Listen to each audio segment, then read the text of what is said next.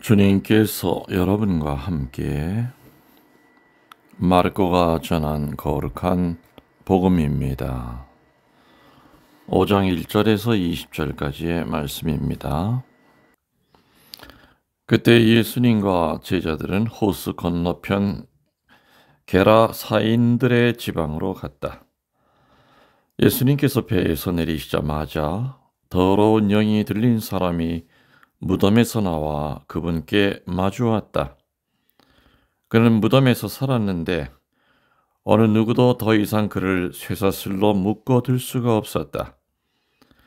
이미 여러 번 족쇄와 쇠사슬을 묶어두었으나 그는 쇠사슬도 끊고 족쇄도 부수어버려 아무도 그를 휘잡을 수가 없었다. 그는 밤낮으로 무덤과 산에서 소리를 지르고 돌로 제 몸을 치곤 하였다. 그는 멀리서 예수님을 보고 달려와 그 앞에 엎드려 절하며 큰 소리로 지극히 높으신 하느님의 아들 예수님, 당신께서 저와 무슨 상관이 있습니까? 하느님의 이름으로 당신께 말합니다. 저를 괴롭히지 말아 주십시오 하고 외쳤다. 예수님께서 그에게 더러운 영아, 그 사람에게서 나가라 하고 말씀하셨기 때문이다. 예수님께서 그에게 네 이름이 무엇이냐고 물으시자 그가 제 이름은 군대입니다. 저희 수가 많기 때문입니다 하고 대답하였다. 그리고 나서 예수님께 자기들을 그 지방 밖으로 쫓아내지 말아달라고 간곡히 청하였다. 마침 그곳 산쪽에는 노아 기르는 많은 돼지떼가 있었다. 그래서 더러운 영들이 예수님께 저희를 돼지들에게 보내시어 그 속으로 들어가게 해 주십시오 하고 청하였다. 예수님께서 허락하시니 더러운 영들이 나와 돼지들 속으로 들어갔다. 그러자 2,000마리쯤 되는 돼지떼가 호수를 향해 비탈을 내리달려 호수에 빠져 죽고 말았다. 돼지를 치던 이들이 달아나 그 거울과 여러 촌락에 알렸다. 사람들은 무슨 일이 일어나는지 보려고 왔다.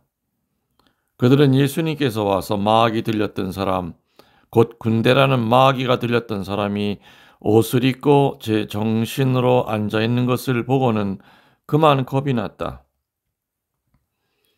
그 일을 본 사람들이 마귀 들렸던 이와 돼지들에게 무슨 일이 일어나는지 그들에게 이야기해 주었다.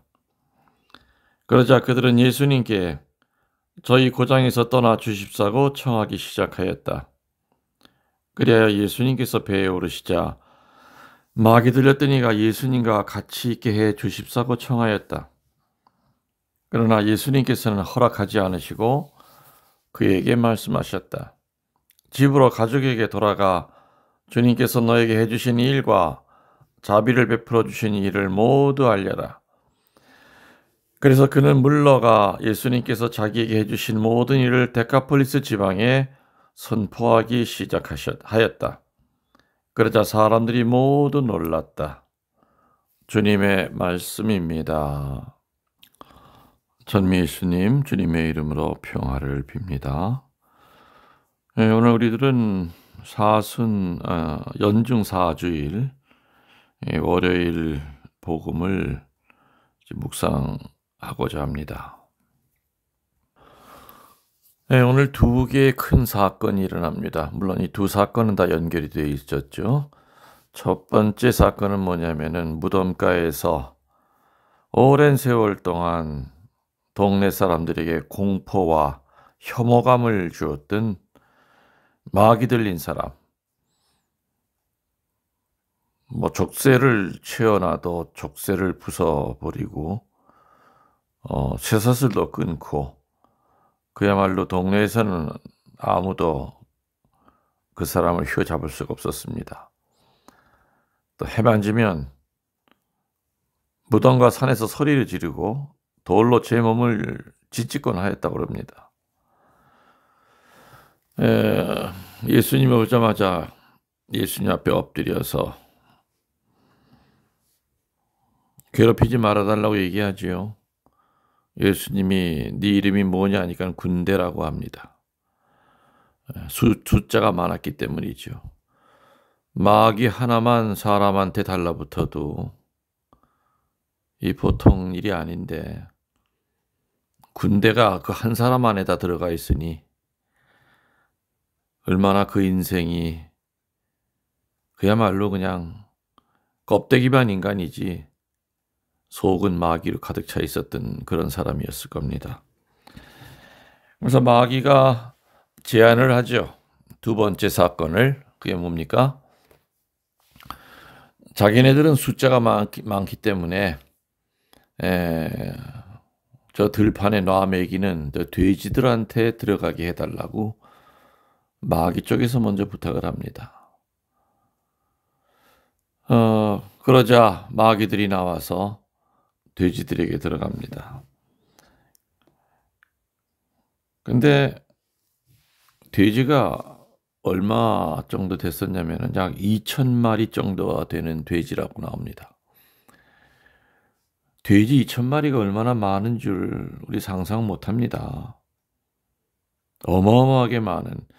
물론 그때는 양들과 똑같이 돼지들도 한 사람의 재산이 아니라 여러 사람의 그 돼지들이었을 겁니다. 거기에 돼지를 치는 전문가를 이렇게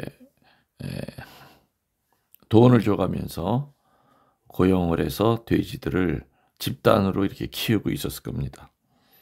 근데 그 돼지 2,000마리가 마귀 들린 돼지죠. 마귀 들린 돼지가 2,000마리가 호수에 전부 다 빠져서 죽었다. 호수를 향해 비탈을 내리달려 호수에 빠져 죽고 말았다. 이 보통 큰 사건이 아닙니다. 거기에 이제 세 번째 사건을 또 한 가지 얘기한다면은 마귀, 다시 말하면 부마자로 있다가 구마가 된 그 사람이 예수님을 따라 나서려고 하니까 예수님께서 따라오지 못하게 하면서 너에게 일어났던 여러 가지 일들을 모두 알려라. 그래서 그 사람은 예수님이 자기에게 해주신 모든 일을 데카폴리스 지방에 선포하기 시작하였다. 그냥 전하는 것이 아니라 선포라고 나옵니다. 이미 이 사람은 자기의 그 쓰라린 과거를 지니고 있는 그런 사람으로서 예수님의 제자가 된 거죠. 그래서 선포를 합니다. 조용히 알리는 것이 아니라 하느님을 만났던 일, 하느님께서 나에게 해주셨던 이 일을 장엄하게 선포하기 시작합니다. 그래서 사람들이 모두 놀랐다. 다시 말씀드리면 이 세 가지. 첫 번째는 마귀 들린 사람을 마귀를 떼어주는 일입니다. 마귀도 보통 마귀가 아니라 마귀 한두 마리가 아니라 군대가 들어가 있었던 부마자입니다. 동네에 아주 골칫거리였고 죽이지도 살리지도 못하는 그런 상황에 있었던, 어찌 보면은 그 부마자를 마귀를 떼어내줌으로써 동네 평화를 가져온 겁니다. 그렇지만은 사람들은 하느님의 그 놀라운 일과 동네 평화가 온다고 하는 그것은 생각지 않고 일단 물질적인 그 재산을 잃어버린 것, 돼지라고 하는 것을 잃어버린 것 때문에 예수님께 감사하다는 말을 하기보다는 고장에서 떠나달라고 청하기 시작했다고 나와 있습니다.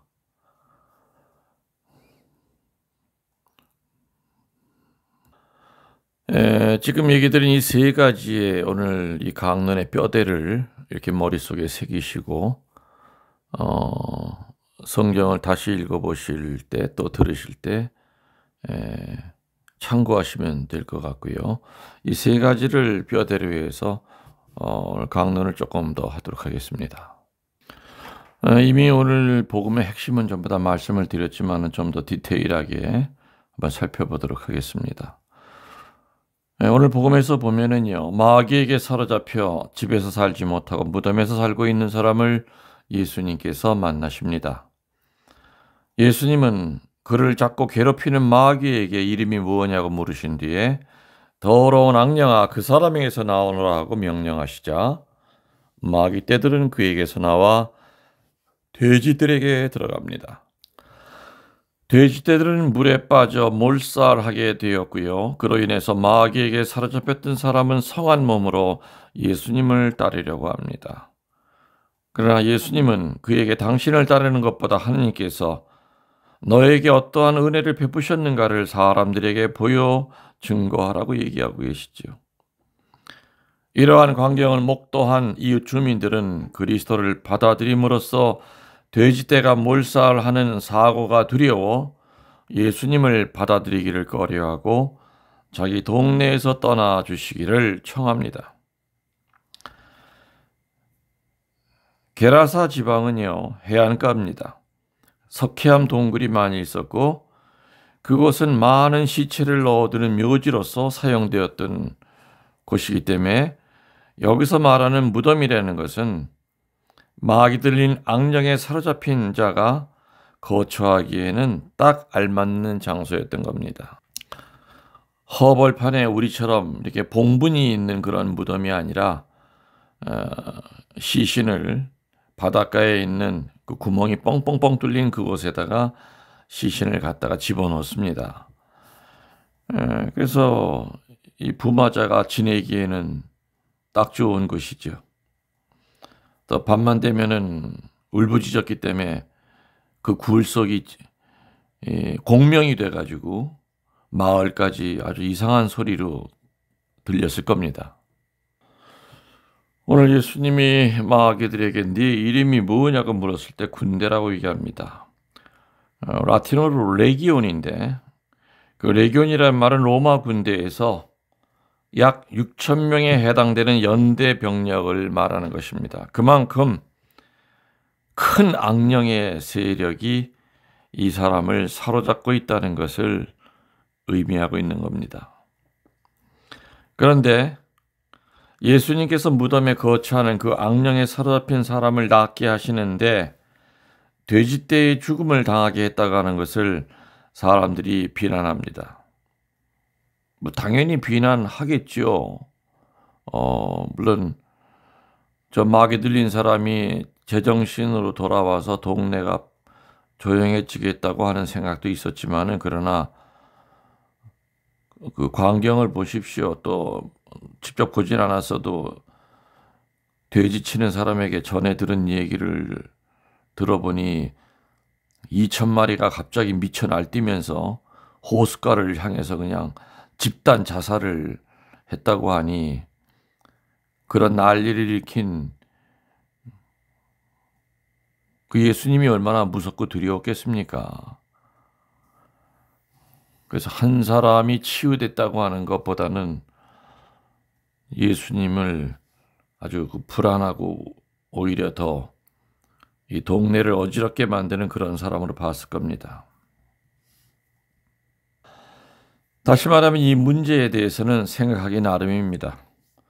예수님은 분명 한 사람의 영혼을 구원하기 위해서 또한 당신이 만나시는 한 사람이라도 악령의 세력에서 병고의 어려움에서 해방시켜서 이 세상에서 보다 인간답게 살게 하시자는데 그 의미가 있으셨습니다. 불쌍한 인간을 마귀로부터 자유롭게 하여 가정에 돌려보내고 사람으로 제대로 살게 하시려고 하는데 그 부마자를 구마시키는 취지가 있었던 겁니다. 그래서 예수님은 전통적인 율법도 한 영혼을 구하는 데는 문제가 안 됐습니다. 돼지 떼도 역시 희생시킬 수가 있었던 겁니다. 세상에 그 어떠한 것도 사람의 영혼 구원보다 중요한 것이었기 때문입니다. 그러나 현실적으로 그러한 사정을 이해할 수 없었던 이웃 주민들은 악령에 사로잡혔던 자의 해방보다는 당장 자기들의 이해관계가 달려있는 돼지떼의 죽음이 더 아까웠던 겁니다. 오늘 우리가 여기서 생각해야 할 점이 있다면요. 하느님의 나라를 진실로 받아들이기 위해서는 지금까지의 생활의 희생과 재난의 변화를 가져오게 되어 있다는 겁니다. 그것을 못 알아들을 때 그 주민들처럼 예수님에게서 떠나가 달라는 말밖에는 할 수가 없게 된다는 그 뜻일 겁니다.